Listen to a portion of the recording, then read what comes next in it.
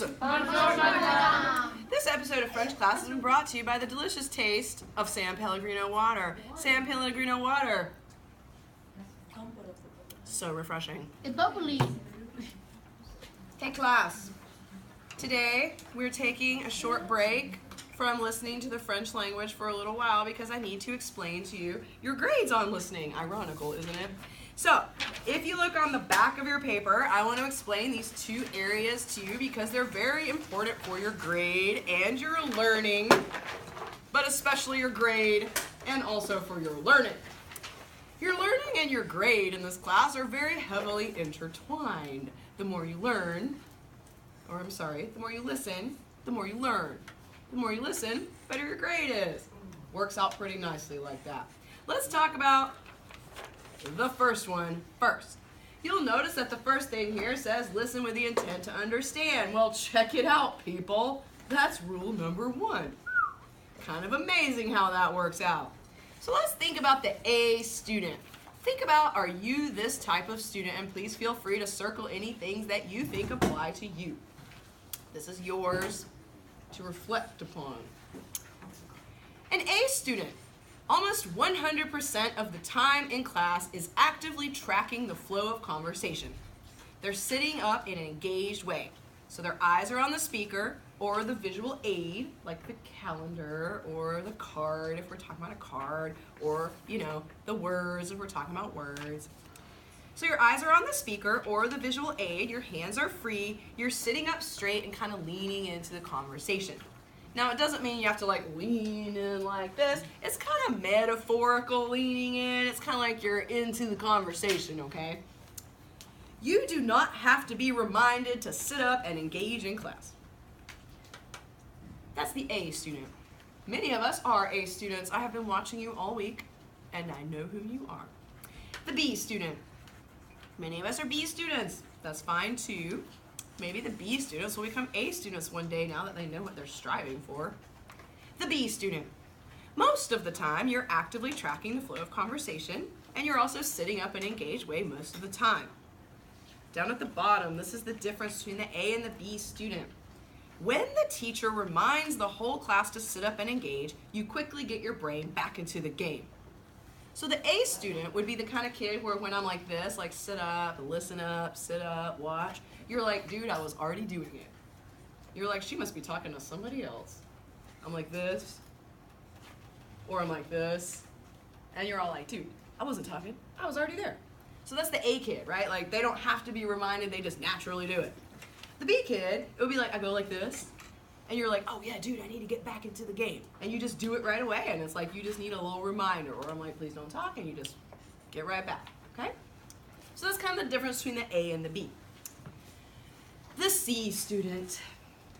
I honestly don't think any of us are D students, and very few, I would say, if any, are C students. So let's just quickly talk about the C, and we're gonna skip the D.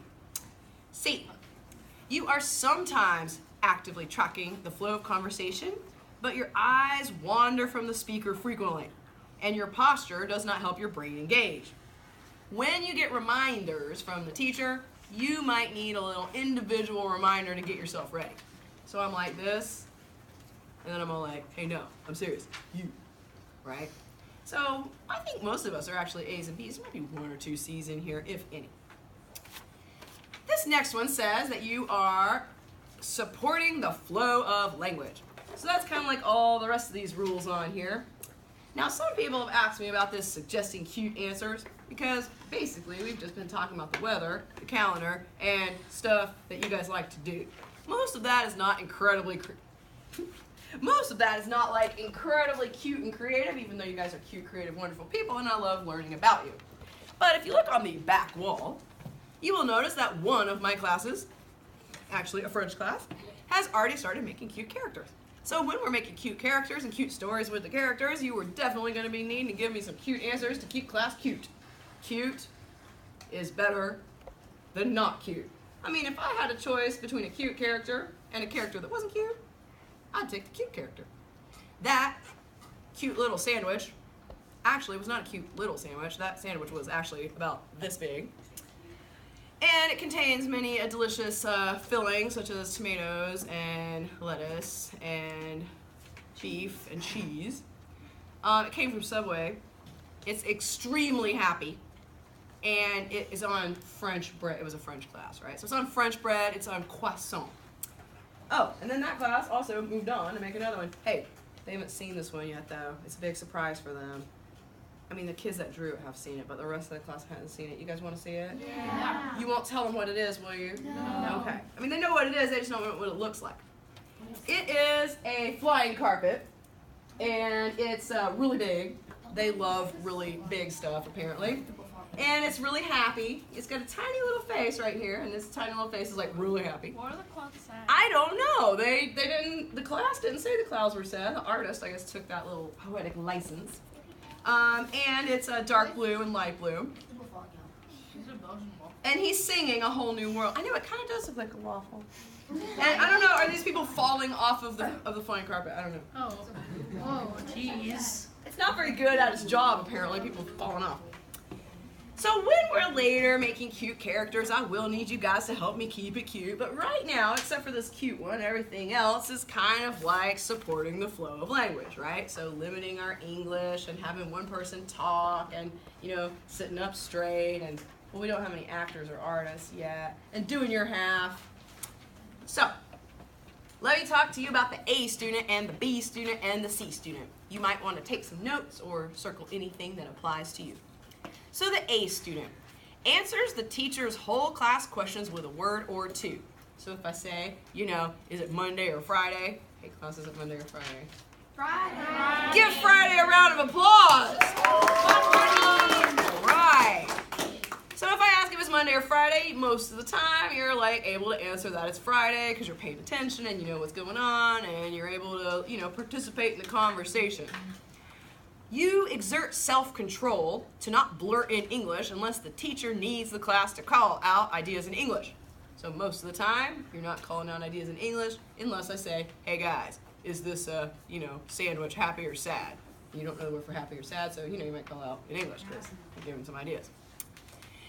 This is very important for the A student. Read up, kids. You display positive peer leadership when other students are speaking in English. You signal them to stop so that our class's conversation can flow easily without English. So that means if somebody's trying to talk to you in English, you're just like, and maybe like that, like check it out, look up there, that's where the action is, or whatever. So you're actively helping other people to remember that you don't want to talk in English with them because you want to help us keep it Frenchy up in here. The B student. The B student answers most of the questions with a word or two and mostly doesn't blurt in English, but it's an area for that person to work on. The C student. You answer some of the questions and you blurt in English frequently. And this is very important. Your use of English makes the flow of language in class difficult for others to follow. Now, Mia is a very reflective person. Mia L. Right? L? Well, You're S. yes. Mia S. Mia L, I'm sure you're a very reflective person too, but I didn't see evidence of that today like I did with Mia S. Mia S is a very reflective student, and she said, what if I feel like I'm kind of halfway in between? Now, if you're just halfway in between, this is just for you. This is your information. It's to tell me how you think you're doing, and I'm going to be entering how I think you're doing. So when you go home, you'll be able to see, how did I think I was doing, and how does the teacher think I'm doing? And then we'll see if we kind of agree, right? Because we need to agree, because I want you to know what I'm looking for.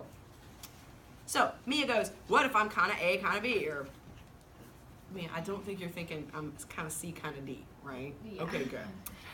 So she's thinking, maybe I'm a little halfway in between. You could give yourself a little, like, you know, just kind of explain to me kind of that you're halfway in between, or give yourself a, you know, a B would be like an 80, a 4 would be like a 90, maybe give yourself an 8.5. Give a B.5, B plus, A minus. I don't really care as long as you let me know how you think you're doing on the back. On the front, it says, why did you give yourself that grade? Write 5 sentences. Cross out 5, kids. Put 3. Because in first period, it took them forever to write 5 sentences. All right. And then in the next one, it says write 5 sentences, but put 3. Number 2. You can kind of write some stuff or not. If you don't have anything I need to know, you can leave that blank. That was kind of optional. And then number 3, you have to write at least one thing. Okay? So under number 3, go ahead and put 1. So you remember that you got to put at least one fact about yourself that's interesting. Turn to someone near you and tell them, how do you think, okay, look at the back, right? And tell them, how do you think you're doing? What kind of grade you're going to give yourself? Go! Matthew, you can turn that off. This is going to be kids working quietly.